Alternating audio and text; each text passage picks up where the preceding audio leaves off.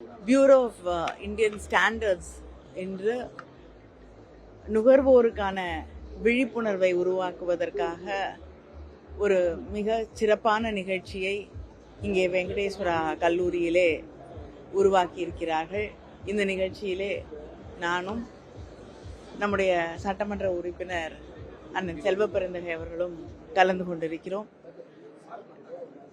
மக்கள் தாங்கள் வாங்கக்கூடிய பொருட்கள், பயன்படுத்தக்கூடிய பொருட்கள் இவற்றை பற்றிய ஒரு தெளிவோடு, தங்களுடைய உரிமைகளை பற்றிய ஒரு விழிப்புணர்வோடு இருக்க வேண்டும் என்ற அந்த எண்ணத்தோடு நடத்தப்படக்கூடிய இந்த நிகழ்ச்சி ஒரு மிகப்பெரிய ஸ்டாம்ப் ஒன்று அந்த விழிப்புணர்வு பற்றி மாணவர்களுக்கு இந்த செய்திகளை கொண்டு போய் சேர்க்கக்கூடிய அளவிலே இன்று வெளியிட்டிருக்கிறார்கள்.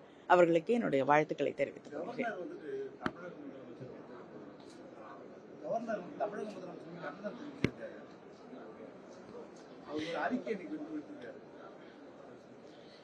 கவர்னரே வேண்டாங்கிறோமே.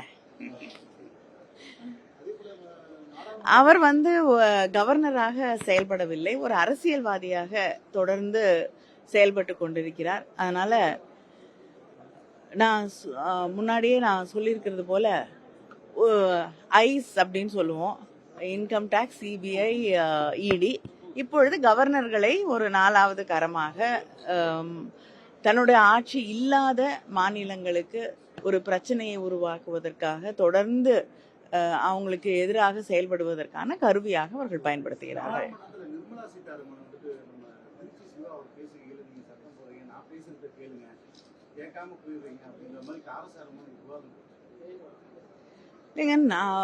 எதிர்கட்சிகள் சொல்லக்கூடிய கருத்துக்களை கேட்கக்கூடிய பொறுமை அங்கே ஒன்றியத்தில் இருக்கக்கூடிய ஆளுங்கட்சிக்கு, பிஜேபிக்கு இல்லை.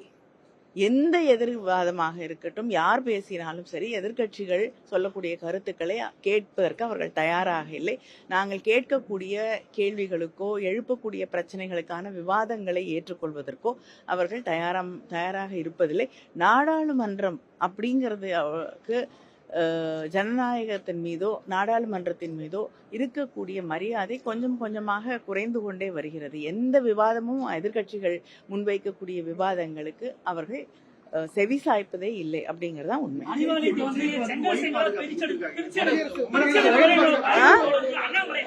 என்னங்க இதெல்லாம் சொன்னவங்க நிறைய பேரு அறிவாலயம் பாத்துருச்சு, திமுக பாத்துருச்சு. யார் யாரை பிரிச்சு எடுக்கிறாங்க பாப்போம். செய்திகளை உடனுக்குடனும் துல்லியமாகவும் தெரிந்து கொள்ள சப்ஸ்கிரைப் பண்ணுங்க.